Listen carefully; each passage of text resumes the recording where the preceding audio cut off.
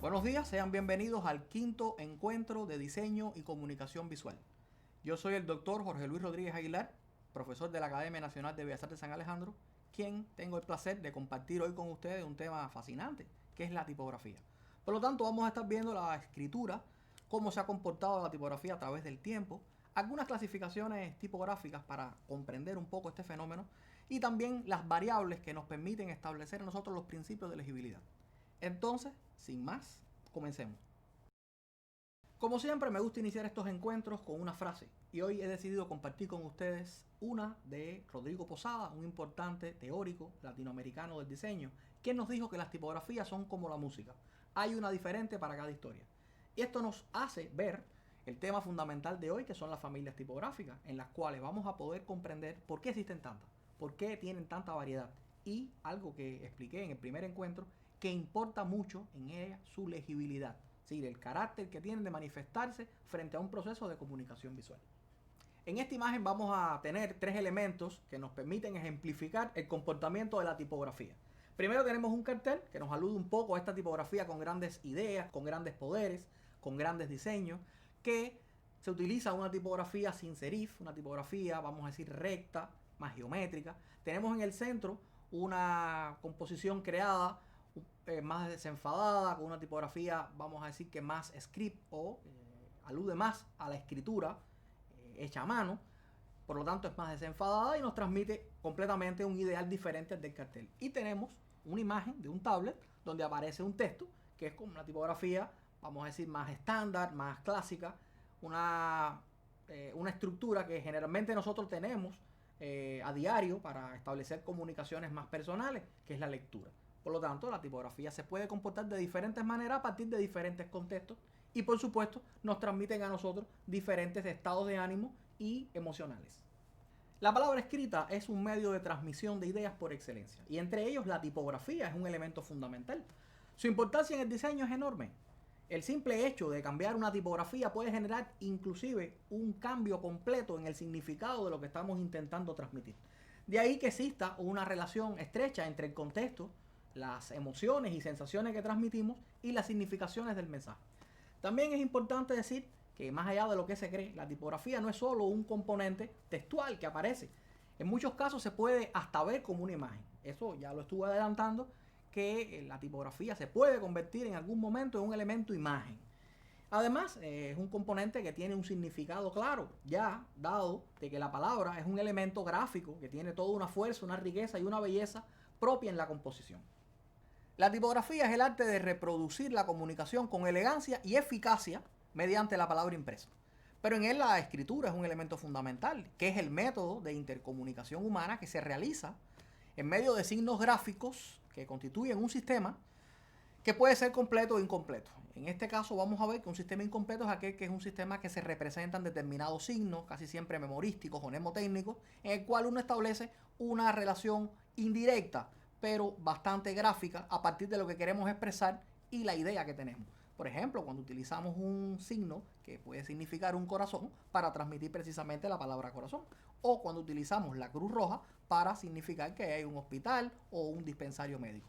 En cambio, este sistema de escritura es completo cuando se utiliza la palabra completa o las sílabas o expresiones que tienen que ver con la palabra escrita. De ahí que el alfabeto sea un sistema completo y ya propiamente la palabra. Por lo tanto, tenemos el simbolito que significa el corazón, la palabra corazón y la significación que éste alude.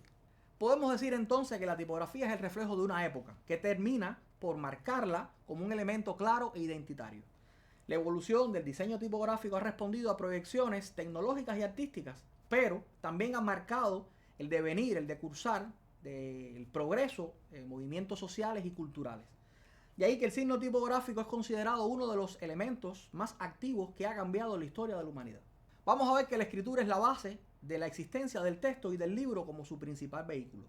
Es un sistema de signos lingüísticos que permite transmitir y conservar las nociones de la historia desde lo abstracto hasta lo más significativo. Empezó a elaborarse entre el noveno y el cuarto milenio antes de nuestra era, en principio con una forma de imágenes que pasaron a conformar un conjunto pictórico por simplificación. Y aquí tenemos como principal ejemplo los jeroglíficos egipcios. Desde sus inicios, el signo tipográfico ha marcado la evolución y el desarrollo de la humanidad. También ha sido asimilado como un sistema de formas y de diseños que nos ha permitido ser uno de los elementos distintivos de la cultura del hombre. Aquí tenemos dos ejemplos de piedras encontradas en Babilonia, que cada una de ellas tiene más de 4.000 o 5.000 años, que representan los primeros pictogramas e ideogramas que se utilizó por el hombre.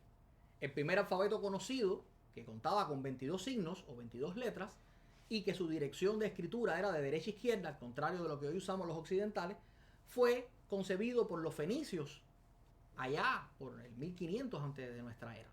De él, los griegos se apropiaron y al adaptarlo, incorporaron nuevas variantes, algunas letras, incluyeron también las vocales. Imagínense qué raro sería este alfabeto que no tenía vocales, y mantuvieron la dirección de la escritura, pero con posterioridad, unos siglos después, cambiaron el orden que hoy conocemos, que es el orden que utilizamos los occidentales, de izquierda a derecha y de arriba a abajo. Este nuevo alfabeto se difundió por todo el mundo mediterráneo a partir de las incursiones que hacían los griegos en cada uno de los espacios a los que ellos llegaron, y terminaron por ser la base de escrituras nuevas como la etrusca, la umbra y la romana. Con posterioridad, los romanos, con el auge del imperio y la difusión que tuvieron con el latín, pues adaptaron y convinieron estos signos a partir de la estructuración que ellos habían creado, y sirvió de base también a nuevas lenguas occidentales que iban a ir apareciendo. Hacia el año 400 a.C. se adoptó la versión jónica de 24 caracteres que hoy se conoce como la clásica. Los romanos desarrollaron una escritura a partir de la influencia de los griegos, pero también introdujeron variantes estructurales conocidas como el capital monumental y los capitalis quadrata, que es hoy una estructura que utilizamos en las escuelas para crear la base gráfica de las tipografías, de las letras, y que nos permite a nosotros hacer una estructuración geométrica también de estos caracteres. Como consecuencia de la expansión del Imperio Romano, su cultura y su alfabeto se difundieron por todo el mundo conocido hasta entonces y se convirtió en la base de las futuras lenguas europeas occidentales. De ahí que se llamen lenguas romances y a este alfabeto se le conozca como el alfabeto latino. La escritura romana imperial, que aquí tenemos un ejemplo, es una escritura muy elegante a partir de elementos silábicos y de letras, y como dato curioso, fíjense en la imagen, aparecen las primeras contracciones, es decir, las primeras palabras que se reducían, y el punto, a diferencia de como lo usamos nosotros ahora, en la parte inferior de la línea, que supone la línea base del texto, se ponía en el centro, en el medio, entre las dos palabras. Una característica distintiva de las tipografías de la antigüedad fue la terminación de estos caracteres gráficos, que se conoce hoy como serif. Este serif no es más que un elemento que le da gracia y elegancia a las tipografías, como vemos aquí en estas dos imágenes que tenemos.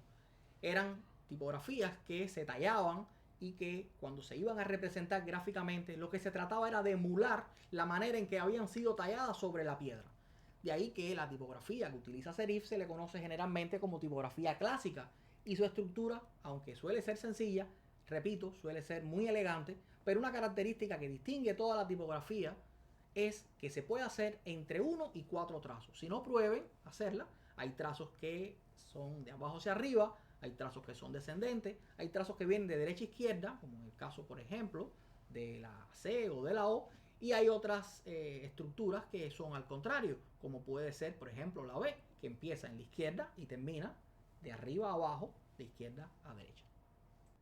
Llegamos así a la tipografía en la Edad Media, que es una tipografía que se desarrolla fundamentalmente en los monasterios, en los claustros de las iglesias, en las abadías.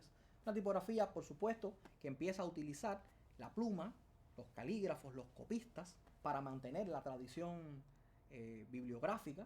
También es una tipografía donde empiezan a incursionar nuevos tipos. Por ejemplo, aparecen las tipografías en baja o en minúscula, aparece la tipografía uncial, la tipografía con un estilo un poco más cursivo, y esta escritura se debe en gran medida al esfuerzo de todos estos calígrafos, copistas, espendolistas, por mantener una tradición y por conservar el libro como hecho fundamental.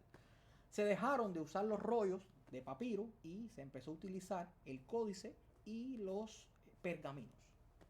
Aquí tenemos tres imágenes que nos permiten ver rápidamente cómo se comportaba la tipografía en la Edad Media. Tenemos un vitral tenemos una hoja, posiblemente de un libro, donde aparece el sistema alfabético, y tenemos también la página de un misal. Fíjense que es una tipografía un poco enreversada, compleja de leer. Es una tipografía donde, bueno, primero su base o era el latín o eran las lenguas autóctonas, como podía ser el alemán o el inglés antiguo. Pero eran tipografías que se hacían para mantener una elegancia, una belleza, porque la tipografía, más allá de lo que transmitía como elemento sígnico, también era un carácter bello, un carácter que se le estaba transmitiendo a aquella persona que estuviera frente al texto, de elegancia, de belleza, de sutileza. Es decir, tenía también la función de transmitir un elemento sensorial, sensitivo.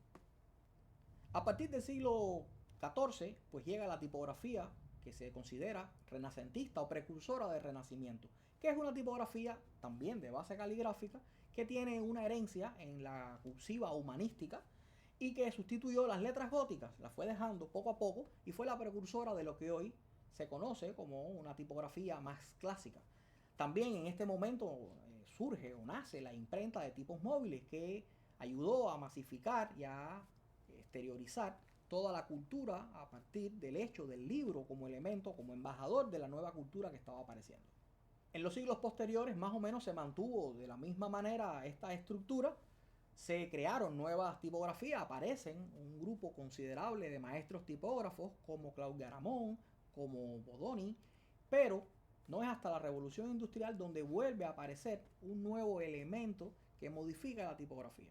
Y no solo con el nacimiento de la familia egipcia, que es una familia, por así decir, que comienza a aparecer en todas las impresiones de carteles, en los primeros prototipos de lo que puede considerarse el diseño gráfico de carteles, sino porque aparece la tipografía sin serif, la tipografía que también se conoce como de palo seco, que viene a ser una tipografía más moderna, más industrial, que después, en el siglo XX, a partir de movimientos como el constructivismo, el Dada, la Bauhaus o la Escuela Suiza de Diseño, pues se convirtieron en elementos fundamentales del diseño de comunicación visual que hoy entendemos. Y, de alguna manera, son diseños a partir de estructuras racionales y geométricas, como esta tipografía que podemos ver aquí de la Bauhaus. Podemos decir entonces que la cultura y el contexto histórico-social influyen y condicionan la elaboración y percepción de los mensajes transmitidos por medio de la tipografía. Veamos ahora la clasificación tipográfica de las principales familias. Tenemos dos grandes grupos, el grupo con serif y el grupo sin serif. En este primer grupo, el grupo serifado, encontramos que existen tipografías consideradas romanas, que pueden ser antiguas, de transición o modernas, y las tipografías egipcias, que ya mencioné en un momento anterior. Y tenemos entre las tipografías sin serif las grotescas, las neogóticas, las geométricas y las humanísticas. Y, según este esquema, mientras estas tipografías se acercan más a las grotescas y a las antiguas, pues tienen más legibilidad. Y son de mayor impacto visual aquellas que se acercan hacia las egipcias y las humanísticas, pues tienen trazos que son, vamos a decir, más cercanos a lo gestual. Hay 5 elementos que nos permiten clasificar a la familia. Primero, la presencia o ausencia de serif o remate, como ya dijimos. Después, la forma de este serif, que lo hay anguloso, lo hay recto. Como tercer elemento tenemos las relaciones curvas o rectas que pueden establecerse entre el bastón y el serif. Es decir, si nos fijamos en el bracito que tiene la E, podemos ver que su terminación es curva con respecto al serif. Tenemos el cuarto elemento, que es la uniformidad o variabilidad del grosor del trazo. También podemos ver en el caso de la tipografía Dime que los elementos que son horizontales tienden a ser más finos que los que son verticales. Y por último, la dirección del eje de engrosamiento. Ahora, vale la pena repetir que el serif no es más que ese remate, ese final que cierra o limita la parte superior o inferior de un trazo principal, y que generalmente lo que da, aparte de legibilidad y estabilidad, es armonía y elegancia a la tipografía, lo cual no quiere decir que una tipografía sin serif no sea elegante y no sea legible, pero evidentemente las tipografías serifadas siempre son más legibles. Veamos que las tipografías romanas antiguas, también conocidas como clásicas o garaldas, tienen un serif de terminación agudo y una base ancha. Los trazos son poco proporcionados, sus rasgos ascendentes son finos y los descendentes son gruesos. Y la dirección de su eje de engrosamiento es oblicuo. Son muy difíciles de hacer a pluma, ya que son adaptadas de la tipografía sin ser, como vimos anteriormente, de la tipografía clásica romana. En general son regulares y tienden a ser proporcionales y armónicas y se caracterizan por un fuerte contraste entre los elementos rectos y curvos, aunque no son caracteres cuyo origen es geométrico. Las romanas de transición o reales, como dice su nombre, lo que precisamente intentan hacer es establecer un desarrollo entre las romanas modernas y las romanas antiguas, es decir, una transición, de manera que exista un mayor contraste entre sus rasgos y un mayor sentido de la verticalidad. Por lo tanto, son tipografías muy elegantes. Se caracterizan por tener un serif de terminación mucho más ancho que las anteriores, es decir, que las clásicas. Sus trazos son proporcionados y variables, sus rasgos finos y gruesos son más marcados, como vemos en esta representación gráfica, y la dirección del eje de engrosamiento por lo general es más horizontal. En cambio, las romanas modernas o didonas, como también se le conocen, tienen un serif lineal que se relaciona angularmente con el bastón de la letra. Podemos verlo ahí en la tipografía Bodoni y lucida perfectamente, es un elemento recto. Son trazos marcados, variables. Existe un mayor contraste entre estos rasgos, entre los finos y los gruesos, que se ve perceptiblemente, y la dirección de su eje de engrosamiento es totalmente horizontal. El lenguaje de la tipografía remite claramente a productos de la revolución industrial, porque precisamente se obtienen en ese momento, se hallan, se crean en esta época. Sus trazos delgados son muy finos y tienden a desaparecer cuando esta tipografía se presenta en puntajes muy pequeños, así como su serif. Finalmente, la última tipografía que podemos clasificar como serifada es la egipcia, también llamada mecano, que tienen el serif mucho más grueso, tan grueso como el bastón de la letra y que puede ser bien cuadrado o redondeado. Sus relaciones entre serif y bastón pueden ser angulares o curvos, como en el caso de la Sánchez o la Clarendon, y la dirección de su eje de engrosamiento también es horizontal. Deben su nombre a el recurso que utilizaron los franceses debido en ese momento a la expansión que tenía Napoleón de conquistas por todo el continente africano, y vieron a bien ponerle egipcia, pero fueron sobre todo muy utilizadas en los anuncios de circo, de los cabarets franceses del siglo XIX, del oeste norteamericano, por eso se ve tanto en estas películas que aluden a esa época. Carecen de elementos decorativos y son de trazos uniformes, gruesos y eso sí, muy pesadas visualmente. Veamos ahora las tipografías sin serif, también llamadas grotescas, de palo seco, góticas o contemporáneas.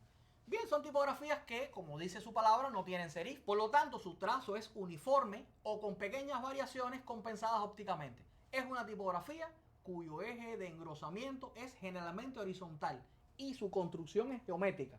Son sencillas, son rectas generalmente, no tienen adornos y casi siempre su característica fundamental es permanente en los elementos ascendentes o descendentes. De ahí que sean de muy fácil lectura, sobre todo en los titulares.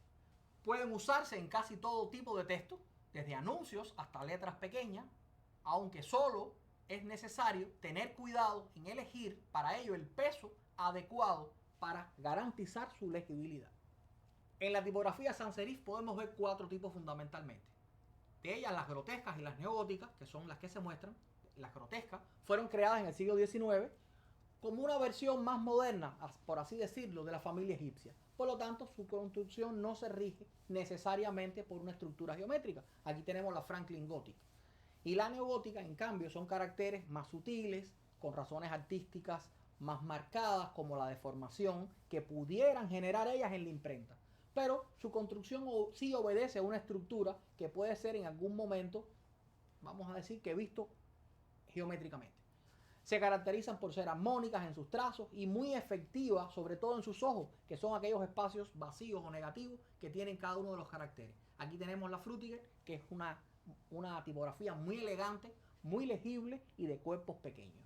Por último tenemos las geométricas y las humanísticas. Las geométricas, que deben su forma, como dice su propio nombre, a estructuras monolineales, cuyas relaciones son generalmente geométricas. De ahí que pueda ser fabricada con mucha facilidad.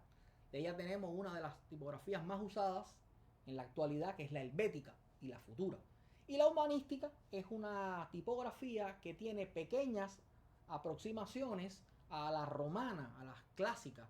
De ahí que sus terminaciones pudieran ser incluso como la I en estas dos tipografías, en la Gill Sans y en la Optima, que puedan tener una ligera curva, porque lo que está tratando de dar es una elegancia, un cierto detalle para caracterizarla.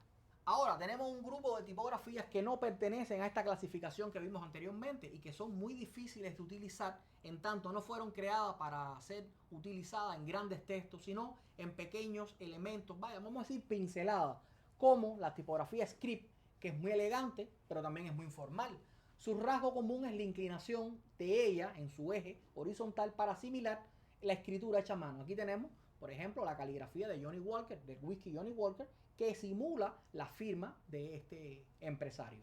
Tenemos las góticas, que son tipografías que tratan de emular las familias creadas en el medioevo, se caracterizan por la similitud morfológica entre todas sus letras, de ahí que suele ser muy difícil de leer en grandes espacios. Siguen un patrón de ascendentes, descendentes y oblicuos que prácticamente es el mismo, y son realmente tipografías densas, apretadas y muy poco recomendadas para usar, a no ser en titulares como en el caso de esta de Washington Post, que es una adaptación, es un ajuste de estas tipografías precisamente para esto de la familia conocida como Old English. Finalmente tenemos las llamadas decorativas o de fantasía, que no fueron concebidas como un tipo de texto, sino para un uso muy ocasional y aislado. Aquí vemos algunas de estas tipografías utilizadas para representar determinadas sensaciones o transmitirnos un mensaje, por ejemplo el lejano oeste o esta que parecen salchichas. Por lo tanto, no se aconseja escribir un texto muy largo con esta tipografía porque sería imposible y transmitiría inmediatamente una sensación que no necesariamente es agradable. Tenemos esta que nos recuerda el Art Nouveau o una con la cual pudiéramos emular lo que hace el carpintero. De ahí que pretendan sugerir la influencia de una época, de la moda, de la cultura o incluso de estilos arquitectónicos o movimientos artísticos. Son muy utilizadas en el diseño, sobre todo de logotipos. Vamos a ver muy rápidamente las variables tipográficas, que no por eso son menos importantes. Tenemos que una familia tipográfica se distingue por 4 elementos. Primero por el cuerpo, después por el tono, por la dirección en que tiene y por la proporción de sus rasgos. El cuerpo es la medida que define la proporción del tamaño de la tipografía. Aquí vemos rápidamente chico, grande, enorme, como según el cuerpo, el tamaño del cuerpo, podemos transmitir una sensación. El tono no es más que el valor de la intensidad. Y aquí vemos que hay tipografías que son finas o ligeras, las normales o regulares, y otras que se pueden llamar heavy, bold o pesadas. Y según su engrosamiento pueden transmitirnos determinadas sensaciones, como en este caso.